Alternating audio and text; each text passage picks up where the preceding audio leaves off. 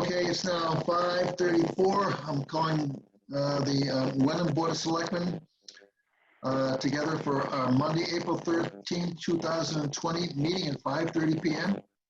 on Zoom. I'm just announcing this, John, that's all. Okay. Diane Booker wants me to announce this in detail, so when she records this stuff, you can go back and look at it easily. So that's what I'm doing, and I have been doing for the last several months. So it's 5:34, as I said a minute ago. It's 5:35 now. First of all, we have the usual public input items on the agenda. However, we have that's on the agenda with anticipation. We have people at Town Hall in the audience who might want to get up and talk about something that's not on the agenda. I don't know how we do this on Zoom, but nevertheless, I'll open it up. Okay, we're going to go to announcements. Residents' request for property exclusions from mosquito spraying. We have this every year. Residents interested in submitting requests for property exclusion from mosquito spraying, should the Board of Health need to take action this year, may visit the Board of Health page of the town website for links to the forms for submittal directly to the Department of Agricultural Resources. My God. Submitted requests will go into effect 14 days from the date the request is made and expire on December 31 of the same calendar year. So Anthony, do you know how many requests we get every year for this? Hello? I don't, Jack. Does anybody know? Jackie, would you happen to know? Typically, we get about 20 to 25 requests. Typically, people who are not interested in seeing their properties pesticided, or if they're beekeeping or want to promote bees. Okay. All right. There you go. I think. Do those people get notified who requested in the past?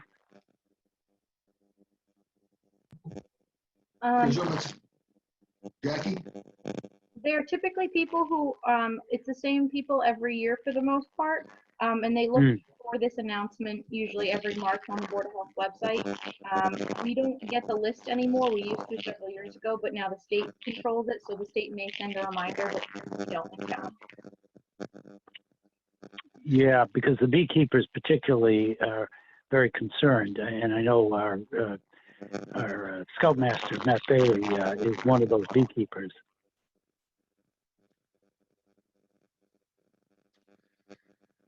Okay. A lot of reports in here, but I'm trying to scroll down to the next one. I guess, are we at the consent agenda already? No. Yes. All right. And that's all right. You want me to go through that? Yeah. Well, you're listed for it. Yeah, that's right. Okay. All right. I'll do the motion first, and then we'll have a discussion if there's reason to question the candidates. I move that the Board of Selectmen vote to approve the items in the consent agenda, including the meeting minutes of open session February 18th, 2020, joint FinCom meeting February 21st, 2020, February 25th, 2020, March 17th, 2020, March 27th, 2020, and executive session March 27th, 2020. I think there's one more part of that executive session meeting. There's an executive session meeting minutes from March 27th, 2020. Oh, I already said that then. But those March 27th meetings will be held. Executive session. Okay, I see that underneath. Okay, yep, March 27th. Those minutes would be held. I'll second. All in favor? Thank you. Aye. Kathleen, John. yes. Well, yes. So I think we should go back to Town Administrator's report, which is in my iPad here. And so ask Anthony to give his Town administrator's report. There's a lot in here. Anthony, So those are the updates. Let me just pull it up on my computer. So every week, the department heads are putting together updates as far as their continuing operations, either remotely or a combination of both, or from the office. So I don't know if there's any questions on any of them, or it's a very detailed report. Thank you, Anthony. Yeah. And, so let me turn it over to first Catherine. Do you have questions, Catherine? I don't. Had the same comment. It's a very detailed report and appreciate everyone's time to write it out. Gives us a good feel for all that's happening, and not in town hall exactly, but from town hall. John, do you have any comments, questions? I do. I do. I read through all of those department head memo notes, and I can't thank them enough for the detail that they put in there. And I learned a lot about their departments and some of what they're doing. There's other issues in there that probably need to be addressed at some point, but thank you so much for doing what you did. Thank you, John. Okay, I'm scrolling down to find out the next agenda item. We don't have too many. Doing a lot of scrolling here. Eventually, I'm going to come to an action item. Oh, here we go. New business. Constables. We haven't had a constable or constables recently, and that this is me. Okay, I move the Board of Selectmen appoint David A. O'Leary and Scott R. James. By the way, Anthony, I noticed there's 2 T's on Scott, it's not 1, so that as we had before. As constable for a term beginning April 13th, 2020, and ending June 30th, 2021. We've usually had, just a commentary, we've usually had 2 constables. We didn't appoint any last spring, and that Anthony has forwarded the background of both of these. They're both Wenhamites. Scott James, as I recall, is a lieutenant on the Hamilton Police Force, and the other gentleman, David O'Leary, is a recently retired sergeant from the state police, and supposedly he spent 48.5 years on the state police. That must be a record. I thought they retired after about 20 years in there, but he must have really liked his job. Anyway, the additional information is the town appoints constables in order to provide services for civil process only. With one current constable moving out of town, actually we don't have any constables right now, but we have one, and another spending his winters in Florida, Chief Perkins has requested that the 2 residents referenced in the attached letter, which I just mentioned, the appointments will generally occur on the same annual cycle as all other public safety appointments, but with those appointments occurring next month, we're requesting the initial term to June 30th, 2021.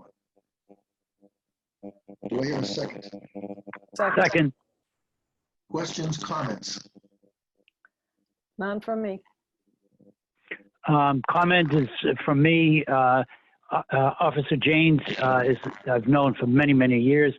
He's a very credible individual on the police force, and the state trooper fellow, his credentials speak for themselves. He's been high-ranking. Is Chief Perkins on here on this Zoom? Okay. Anthony, do you know, is he or is he not? no, I don't see him, Jack. Okay. He's not there. Anthony, do you know how many requests for the use of constables we get over the course of a year? Is it like 4 or 5, or is it 50? You know? From my understanding and talking to Chief Perkins, it's really just to post a warrant. I don't think that we receive many more than 1, 2 elections and the warrant. So we now have 2 people to post warrants. Okay. Any comments? If not, Not from me. No, I'm all set. Comments? all in favor? Catherine, yes. John, yes.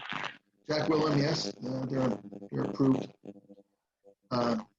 Next up is you, Catherine. Okay, next is Health insurance. an item about health insurance. A change in health insurance providers. I'll ask Anthony to give us the details, but I know I can just give a little background for people who just real high level.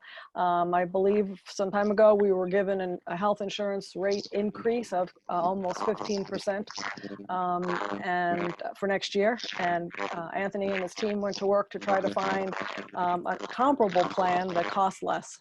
And I believe this is the result of that work. So with that, thank you, Anthony, in advance, and I'll give it over to you to explain. Sure, thank you, Catherine. So, yes, we did. That's correct. We did get that 14.9% increase. We did have our consultant that works with us, NFP, go out to bid on that. And he didn't really come back with anything good in saving money. Basically, Harvard said, no, that's the best they can do. So we went to Meyer and asked Meyer, which Meyer is a subsidiary of the Mass Municipal Association. They handle the various insurance policies for cities and towns. So we asked them to give us a quote for the health insurance, and it came back with a 7% increase over last year. So that was a considerable savings for the town, approximately $60,000. And that would move us from Harvard Pilgrim to Blue Cross Blue Shield. So the process we have to go through is that we meet with the Public Employee Committee, which is representative from the unions, the non-union folks in town, and then the retirees. And we went over what this meant for them as well as us, because a 14.9% increase for the town also means a 14.9% increase for employees. So last week, I believe it was, we had another Zoom meeting where we went over and compared the two policies and went into detail as far as the coverage. And it pretty much is just about mirrors each other with some really minor modifications. Everybody seemed to be pleased with it, and they took a vote that was there and voted that they approved it. Next thing we did is put it on the agenda for the selectmen. Once you give me the authorization, I signed the letter already, and basically it was contingent on the selectmen's approval. So this will be for all our insurance too. So we ended up going with dental, vision, everything will move over from our current providers to Meyer, which all saves money, as you can see in that summary sheet that we put together, and it's included in your packet. Anthony, John, you have some questions? Any questions? I do have a question. I want to make sure I understand. So currently we're using Harvard as the carrier? Correct. Okay, and they're saying the best they can do is a 14% increase. Almost 15, yes, correct. Okay, almost 15, all right. And Maya has come in. Are these the only ones that responded to your request? NFP had two other policies that were far inferior, which would have never been approved through the Public Employees Committee, and it really didn't. Okay. Anthony, you must have meant providers, you must have meant providers, two other providers? Yeah, Providers, yes, providers, right. yes. Sorry, I can't, it's very staticky on my headphones, so. Yeah, it is. Yeah, it's cleared up all of a sudden, but it Yeah. has been static. All right, so the additional question is, you mentioned that there was a small amount of difference between Harvard and Maya. Is Correct. Maya willing to mirror completely, or are they going to stay where they are? Because I don't know what those minor differences are, It but they was in may your be important to somebody. It was in your packet, and no, no, it is what it is, and actually, some of it was in favor of just lower cost to the employees. So it actually was more in favor. Overall, it'd be more in favorable for the employees without costing us any more money. Okay. All right. So it boils down to money, is what you're saying. Yeah, it was strictly money, John. At this point, it was almost identical. Okay. Yeah. Good. Do you have some All right, comments or good. questions? I just have one. I'm really seems pleased with as I look through the information. It all looked very comparable. If I were an employee, I think I'd be okay with it. I didn't see anything that spoke to providers or hospitals that are involved, but Blue Cross Blue Shield is a pretty big operation, so I presume no one will have to change doctors or hospital facilities with changing insurance. Is that correct? That's correct. Yeah, Blue Cross, from what they were telling us, is the largest provider in the state, with certainly more doctors and hospitals than any of the other. Probably Harvard would be number 2. I think there's only 3 left. Jack would probably know better. Yeah, they're very credible. Very credible. Yeah. Yeah, they're the big, all 3, Harvard, Tufts, and Blue Cross, have similar contracts with all the hospitals in Massachusetts, all the large physician groups. Very unusual to have not a contract with a small physician group or any hospital. So, there shouldn't be any limitation on network coverage as a result of moving from Harvard to Blue Cross. Any further questions, either Catherine or John? No. Would you like me to make a motion? Sure. Please. I move that the Board of Selectmen authorize the town administrator to sign a letter of agreement with the Massachusetts Interlocal Insurance Association for their services in providing health insurance, employee health insurance for the fiscal 2021 year based on rates provided in the April 9, 2020 quote. John, you want to second that, John? I'll second it, yes. So all in favor? Catherine, Aye. yes. John, yes. That's unanimous. Thank you very much. Thank you, Anthony. What's the next step? The next step is I'll sign that letter, obviously send it over to Larry, and then we're going to do open enrollment, which is going to be a tremendous challenge because that's all going to have to be done through Zoom or Skype or something. So we'll be putting our game plan together. We have a couple of open enrollment sessions, group sessions that we'll be having through Zoom. I think that's scheduled for next week. And then we'll work with every individual in signing them up. The great part about this for us is Janet, that we just hired not too long ago as our assistant treasurer coming from Topsfield. She was very familiar with Maya, and she worked with that in Topsfield. So this probably would have been a huge undertaking, and it is anyways under the current circumstances, but even more so if we didn't have Janet, because like I said, being familiar with the process is a large bonus for us. So Great. Thank you. Okay, thank you. Yeah. Good job. Next. thank you. We have an update from our Board of Public Health Nurse, Mary Beth Ting, and that obviously on COVID-19. Mary Beth? Yes, good evening. Thank you so much, Selectmen and everybody that will be watching and listening. At this point in time, we have had 7 confirmed cases in Wenham, so it's slowly and steadily climbing.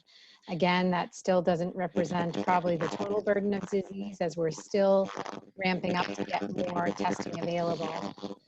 The state has been making great strides in getting more testing available in different places, so we're just continuing to wait to see how that unfolds. I would say, remind the public that if anyone is told by their provider, yes, it sounds like you have COVID-19, stay home and isolate. If you would please call the Board of Health, and our phone number is 468-5520, extension 4. I would very much like to talk to you to explain what isolation means and quarantine for those of your household, to be sure that you have all the supplies that you need at home, and to offer any assistance that we can from Town Hall while you go through your recuperation. So please do let us know. Additionally, we are going to be hosting 2 fora this Thursday, the 16th. The first one will be at 3 p.m. The second one will be 7 p.m. and those will both be live. They will be Zoom events. They will be carried by HW Cam. And on the website, it indicates which, I can't remember now which the cable channels are, but they'll be live. Individuals who have questions can send in their questions to Town Hall. There is, if you go to the town website, there's a facility that you can fill out a form to submit your question, or you can certainly call the Board of Health and let us know what your question is. We are also working to be sure that there's a way during the live streaming of it that you can submit your question then to get an answer. So I will be present. There will be Regina Baker from the Board of Health, Chief Stephen Kavanaugh from Wenham Fire, Captain Kevin DiNapoli, and our town administrator, Anthony Ansaldi, will all be present to talk to you about COVID-19, provide updates, as well as answer questions that you have. Lastly, I'll reiterate the same message, which is please stay home. If you're going to leave your home, it should be to meet essential needs. That's getting yourself some food, getting yourself some medication, getting urgent medical attention.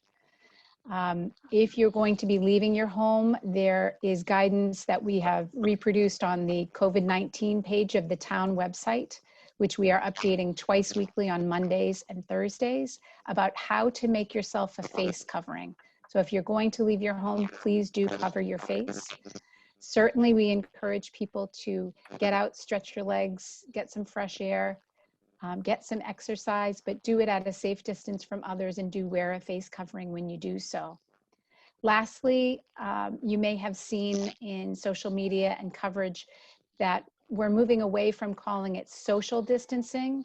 The preferred term now is to talk about physical distancing, because we really want to encourage everyone to continue to socially connect.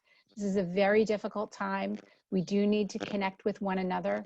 So use different technological ways of doing that. My own family yesterday gathered together from across the country via Zoom conference, and it was wonderful to spend some time. We had Easter dinner with each other by Zoom. So get creative, use FaceTime, use Zoom, write letters, make phone calls, do connect while we are physically separated. Thank you very much for all that you're doing. We all in Wenham, no matter our age, have a role to play in minimizing the impact of this virus. So I wish you all very well. And please do reach out to the Board of Health if there's any question or any supply or anything that we can do to be of assistance. Thank you so much. Thank you, Mary Beth. Questions and comments? Catherine, you first. Just another thank you. This forum, I think, will be great. I hope people see it and attend. I know there are lots of questions that people have that I'm sure you can be helpful. It's a very nice flyer, and I hope that you have success with it. I think doing it twice in the afternoon and the evening is also great. So thank you for your time doing that. I have a feeling it's not the only thing you're doing right now. So thanks for everything that you're doing. Thank you, Kevin. John Clemente, do you have any questions or comments? Yeah, just hopefully just quick. First of all, thank you very much. I know you're under heavy load, as Catherine said. So thank you for all the effort you're putting in.